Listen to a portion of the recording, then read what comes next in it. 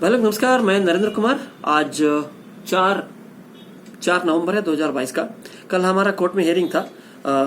मैंने कल काफ़ी गहमागहमी हुई, करीबन आधा घंटे तक चीफ जस्टिस के सामने एक्सचेंज हुआ, एक दूसरे के ऊपर दलील पेश की गई। बेसिकली क्या हुआ कल कि हम कल कंटेम्प्ट था हमारा पॉन्जी PIL 31624 वाला। तो उसमें 11 लोगों को हमने एक्यूज बनाया है कि उन लोगों ने कोर्ट के आदेश का पालन नहीं किया है। तो चूंकि कोर्ट के आदेश का पालन नहीं किया था, उनको नोटिस किया गया। उनको पता चला कि नोटिस हुआ है, उसके बाद से उन लोगों ने काम किया है। तो काफी कुछ काम हुआ है, ऐसा नहीं कि कुछ नहीं हुआ है। लेकिन वेरिफिकेशन में आमिरन का वेरिफिकेशन उन्होंने शुरू किया। 1400, 1500 या 3000 कुछ करते हैं बोले हैं। 1500 कुछ कंदाया भवन में हुआ है, उन्होंने रिपोर्ट पेश की है। 1700 कुछ कंदाया में किया, 1200 इधर उधर कुछ किया, 3000 कुछ किया है बोल रहे थे। बाकी का कुछ नहीं बताया, क्या करेंगे अगली बार, करेंगे नहीं करेंगे वो भी नहीं बताया। और दूसरा अजमेरा का भी हुआ है वेरिफिकेशन, उसका भी टोटल नंबर एक्चुअली कल रिपोर्ट में मैंने किया है करके बताया था। एग्जैक्ट नंबर कोई एफिडेविट पे लिखना पड़ता है, लिख के देना पड़ता है, और अगले पिछले एफिडेविट को हम कंपेयर करते हैं, फिर कोर्ट को बताते हैं, तो वो लोग थोड़ा फंस जाते हैं। इसके लिए ज़्यादा बार बार नहीं मतलब जनरल नंबर्स देते हैं। और इंजाज का क्लेम फॉर्म उन्होंने लिया है, बोलते 3900 कुछ क्लेम्स मिले हैं। एक्चुअली इंजाज के करीबन 10,000 लोग हैं, लेकिन 3900 ऑनलाइन क्लेम्स मिले हैं। बाकी का क्या होगा पता नहीं। और मुजारिबा का कोई रिस्पांस नहीं आया था।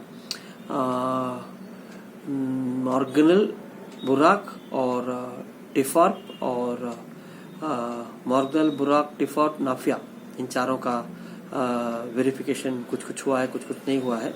जिन हमने इतने लोग बुलाया था, सिर्फ इतने लोग आए, बाकी का नहीं आए करके ही बताया। आगे क्या करेंगे बोले कि उन लोगों ने बोला कि रीशेड्यूल करो, लेकिन कुछ में कहा है रीशेड्यूल करो, लेकिन अब वो करेंगे कि नहीं करेंगे वो भी नहीं बताया। So basically they have not promised anything कि क्या करेंगे कल। तो मोटी मोटा कहानी यह है कि मोस्ट ऑफ द वेरिफिकेशन जो हुआ है, जिनका हो गया है उनका ठीक है, जिनका नहीं हुआ है। और ये भी बोले हैं कि एक दो रिप्लाई में कि ये जो हो गया है वो हम कोर्ट को बताएंगे, और उनको रिफंड के लिए जो प्रोसेस होगा वो करेंगे करके। ये हुआ हमारा 594 का कहानी। और हमने विश्वास जो हमारे स्पेशल ऑफिसर हैं, उनके ऊपर भी कंटेम्प्ट डाला था कि इन्होंने लेटर लिखा था ये वो। तो उन्होंने कहा कि नहीं, हमने ऑनलाइन वाला लेटर 18 तारीख को 7 जुलाई महीने में वापस ले लिया था, लेकिन उसके बाद भी कुछ ऑनलाइन नहीं हुआ। बट इंजाज का हुआ, तो उसका कुछ हमको कॉपी नहीं दे रहे हैं।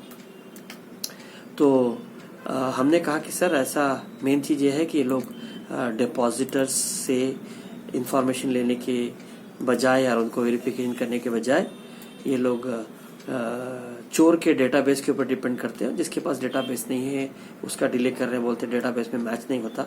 तो ये तर्क कहाँ का है कि चोर का डेटाबेस में नहीं मैच होता तो आपको पैसा नहीं मिलेगा, तब भी जब इन लोगों के पास प्रूफ ऑफ इन्वेस्टमेंट है ये वो। तो जज साहब ने उनसे पूछा कि ऐसे कर सकते हैं, तो उसके ऊपर थोड़ी बातचीत हुई और वो बोले नहीं ऐसा नहीं वैसा नहीं। तो जज साहब बोले कि how can you do that. तो उस पर शायद माने हैं, आगे क्या करेंगे पता नहीं। लेकिन कोर्ट थोड़ा उनसे क्वेश्चन पूछ रहा था कि आप ऐसा कैसे कर सकते हो कि आप चोर के डेटाबेस पे निर्भर होकर के बाकी लोगों का पेमेंट देना नहीं देना डिसाइड कर सकते हो। तो उन्होंने कहा हम रिप्लाई फाइल करेंगे, जो भी फाइल करेंगे। तो एक तो वो हुआ। दूसरी कि उन्होंने कंप्लेंट किया है साहब को, जज साहब को, कि नरेंद्र कुमार लोगों को लेके आ जाते हैं और हमारे बारे में उल्टा सीधा वीडियो बनाते हैं। तो जज साहब ने हमसे कहा कि देखो जनता के लिए आप भी काम कर रहे हो, वो भी काम कर रहे हैं, तो एक दूसरे की मतलब टांग मत खींचा करो टाइप से ना, वो डेटोरेटरी स्टेटमेंट नहीं देना चाहिए। तो मैंने कल हमारे जो सारे पुराने वीडियोस थे उसको हाइड कर दिया है, मतलब किसी को नहीं दिखेगा। उनमें से जो वीडियो हमको लगा कि रिलेवेंट है वो रखेंगे, वरना डिलीट कर देंगे। 300 वीडियो हो चुके हैं, और 340 150 वीडियो कुछ हो चुके हैं।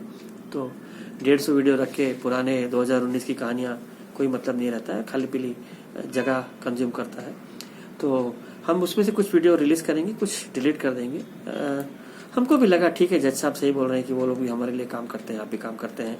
अलग बात है कि वो हमको नहीं लगता वो काम कर रहे हैं, लेकिन चूंकि हम अभी तक कन्विक्टेड वो लोग नहीं हुए हैं, या हम प्रूव नहीं कर पाए हैं, या जो भी कंटेम्प्ट केस का निर्णय नहीं आया है, तो जब जज साहब बोले हैं, समझाए हैं, तो हमारा फ़र्ज़ बनता है कि आदेश का पालन करें।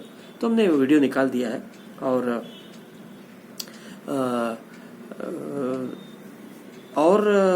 एक दो चीज़ें काफ़ी बहस हुई थी कुछ चीज़ों पे। तो जज साहब ने कहा कि आप हमको राइटिंग में दीजिए, प्रूफ दीजिए। वो बेसिकली कल उनकी तरफ से जो छोटा मोटा रिपोर्ट देना था दे दिए, लेकिन हमने जज से ये भी कहा कि पार्शियली कंप्लाई हुआ है, पूरा कंप्लाई नहीं हुआ है, क्योंकि उसी ऑर्डर में ये भी था कि ये लिस्ट बना करके स्पेशल कोर्ट को सबमिट करने का बात आता है। तो जब तक स्पेशल कोर्ट को सबमिट नहीं करेंगे, as per the law deal नहीं करेंगे, तब तक कंटेम्प्ट पार्शियल माना जाएगा, कंप्लायंस पूरा नहीं माना जाएगा। तो उन्होंने कहा कि हम रिप्लाई करेंगे, टाइम दीजिए। और काफ़ी उसमें कहा है कि नहीं सर, हज़ारों लोग हैं, ये है वो है, टाइम लगता है, अभी हमने किया नहीं है। अगर वो 3 साल पहले से शुरू करते तब तक हो गया होता। तो हमको भी बोला कि तो इसको पढ़ के रिप्लाई कीजिए, तो हम एनालिसिस करेंगे, जज साहब को बताएंगे। अगले में 17 तारीख का डेट आया है कि जज साहब को बताएंगे कि क्या इन्होंने किया, क्या नहीं किया, कैसे किया। और ये लोग भी अगर कंटिन्यू करेंगे तो अच्छी बात है।